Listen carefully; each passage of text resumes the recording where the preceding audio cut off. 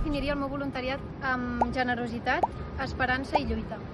Realment em va marcar tot del meu voluntariat, va ser una experiència increïble, em quedo amb l'hospitalitat, amb la generositat, amb l'entrega, amb l'estima, amb l'amor que ens van donar des del primer dia sense conèixer-nos de res.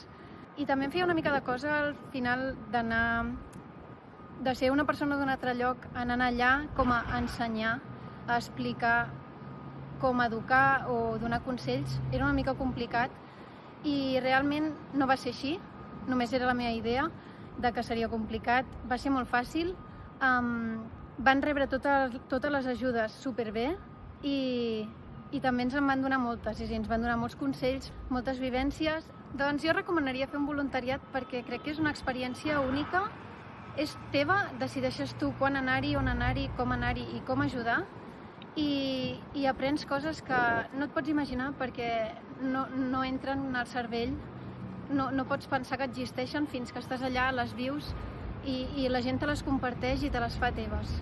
Llavors crec que és una experiència que s'ha de viure sí o sí i convido tothom a fer-ho. Aquesta entrevista va per ells i per elles perquè lluitem i lluitarem sempre que puguem perquè tingueu una vida digna i els drets que mereixeu.